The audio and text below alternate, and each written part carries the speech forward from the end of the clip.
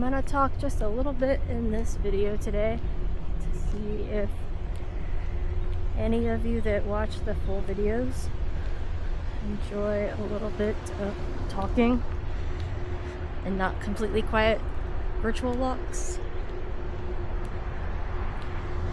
It's pretty hot out today. It's gonna be one of those excessive heat warning days, so I was hoping the trail wouldn't be too busy.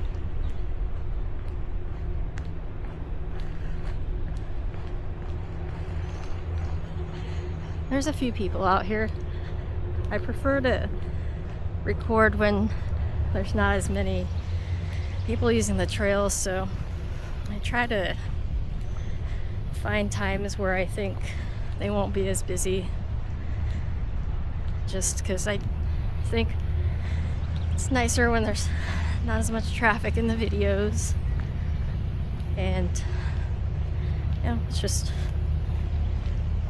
something I try to do, is just have less people in my video. I don't know how people feel about being recorded on a public trail. So anyways, it's a hot and humid day out here today, so I don't actually know. I'm gonna look at the weather app and see what the feels like temperature is right now, and just so that you know what day it is Sunday, June 28th, and it is 12:22 in the afternoon, so it is pretty warm. But I made sure to bring water in my vehicle so that I can hydrate if I need to, and I hydrated prior to this. So right now, KETV Channel 7 weather says that it's 89 degrees, feels like 97 degrees, extreme heat for Sunday, Omaha area. So dangerous heat and humidity been issued from 1 p.m. until 9 p.m. on Tuesday. So definitely a warm one, and we're starting right before that excessive heat warning, about 40 minutes before, so we'll probably be out here during that time. But I've walked in the heat for years, and I make sure I hydrate well, so always listen to your body. If you're not feeling it, it's best just to stay home or keep your workouts indoors where it's cool. But again, I just chose this time of day because I was hoping the trail would be a little less busy.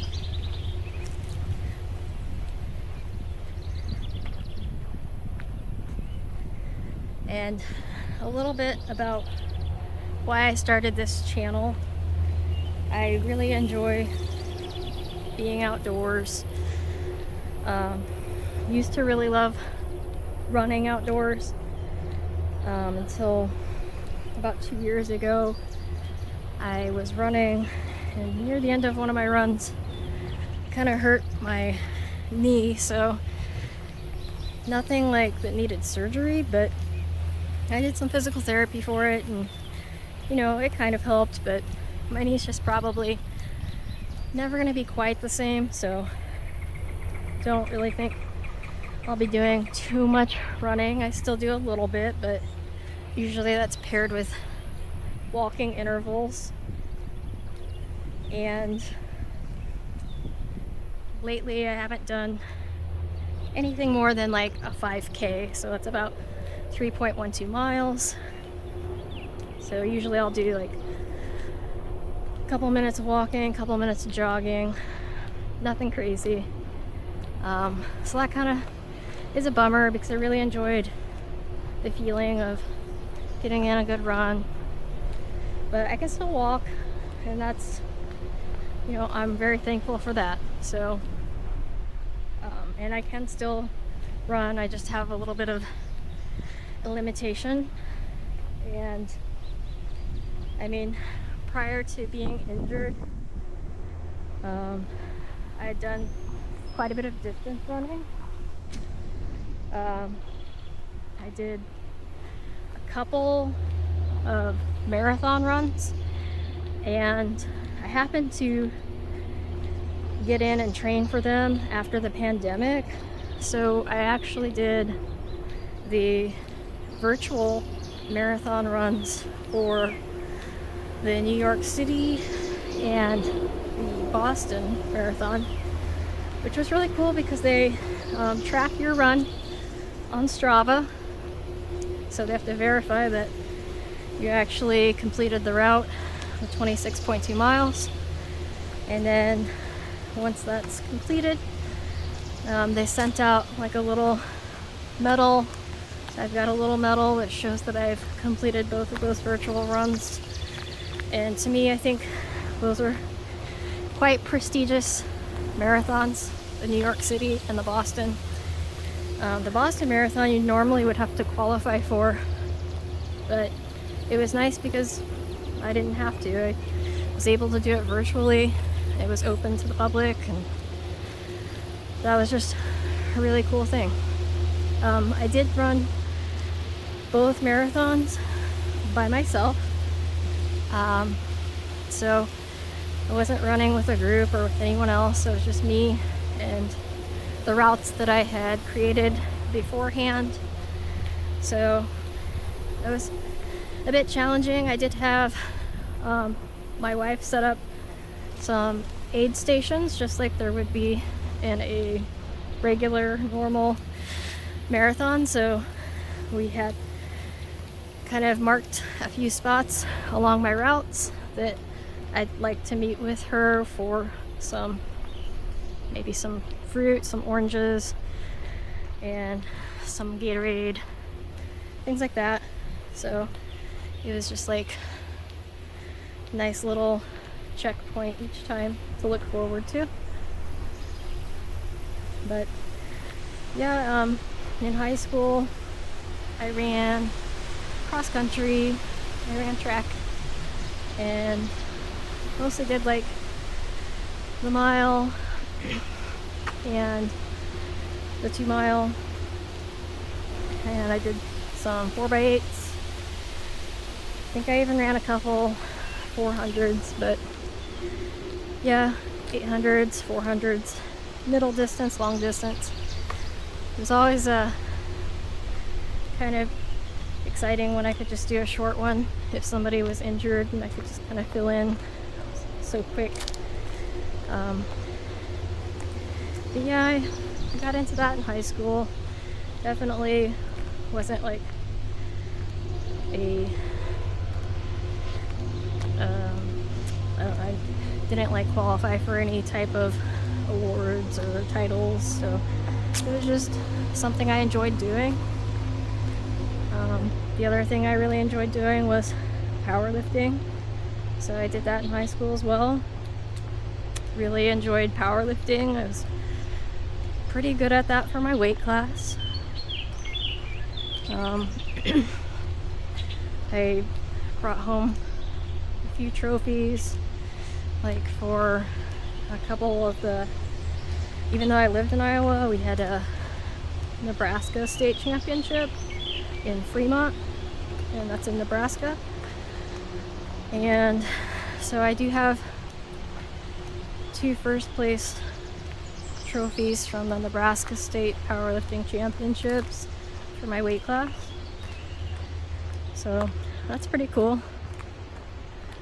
But yeah, I mean, I like fitness, primarily weightlifting and walking, jogging, cycling. And I just like to do it outdoors in the warm weather. Not really much of a cold weather person. I kind of tend to stay inside and do treadmill workouts when it's a bit chilly. So I'd much rather do a workout in this extreme heat than in the really cold weather. I don't know. I know it's a little bit difficult to breathe when it's humid like this, but I feel like it's just about as equally difficult to breathe when it's really cold. It feels like your lungs kind of tighten up. But, and again, that was kind of like more of like my running and jogging. Walking's not too bad because I don't get as much, like I don't get winded as quickly. It's just walking at an okay pace, nothing crazy, not speed walking. But anyways, I wanted to capture this trail while it was nice and green before it gets super hot like it is today. It might make things turn a little brown. I don't know. That usually happens. And when I hit this trail earlier this year, it was a little early, so wasn't as much green landscape. So just thought it'd be nice to capture that while it's here. And as far as like this YouTube channel, I started it because, like I said, I really enjoy all these trails and the beautiful scenery, so I thought it'd be nice to share it with people that, I don't know, anybody really, if you're local and you enjoy the trails, or if you're across the world and you just want to see a different place. I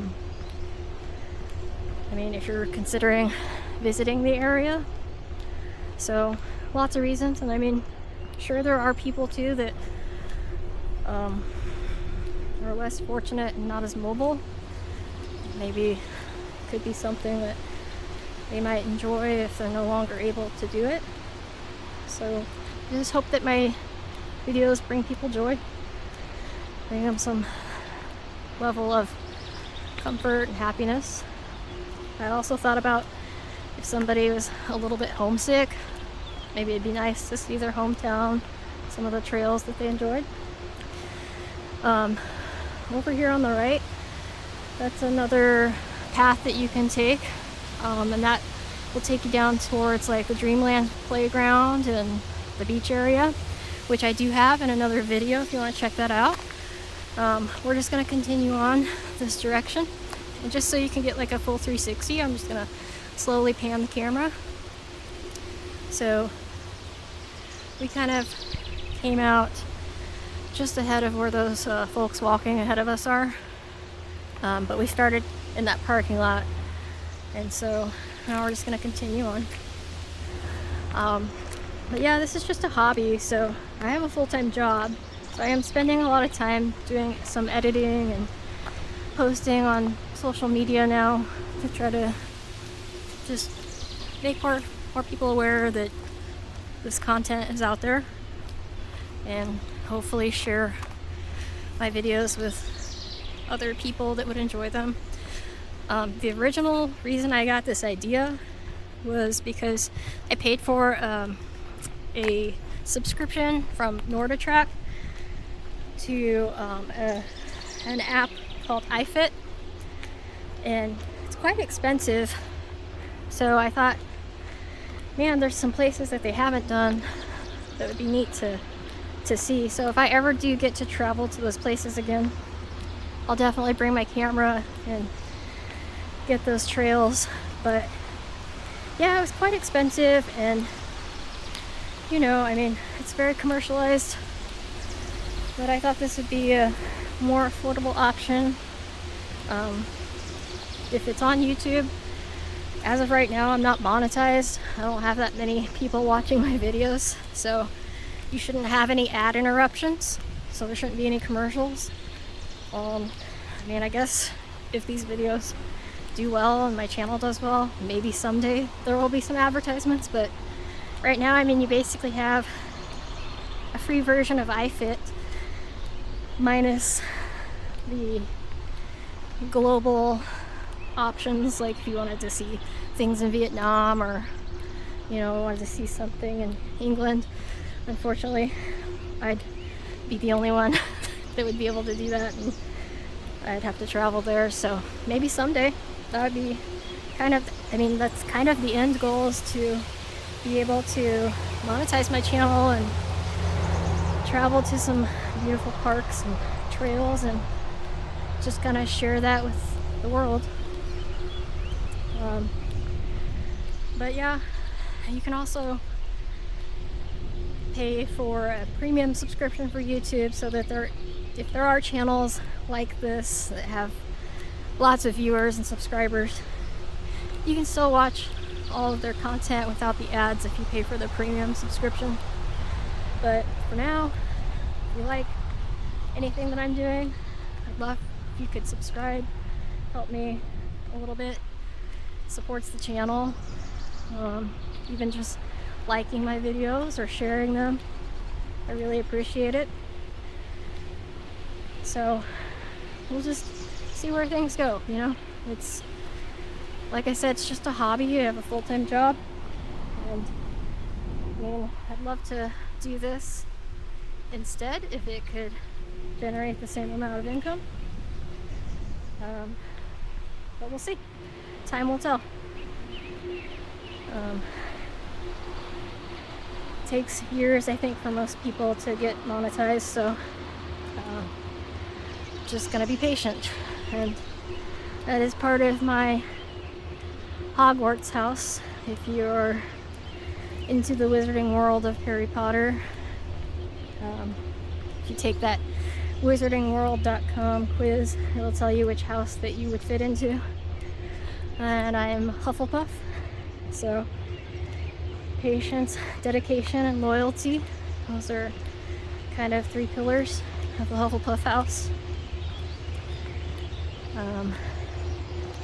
My wife is a Ravenclaw, so we do love Harry Potter. And as far as like my full-time job, I work for like a global payment processor, and I basically review different types of activity.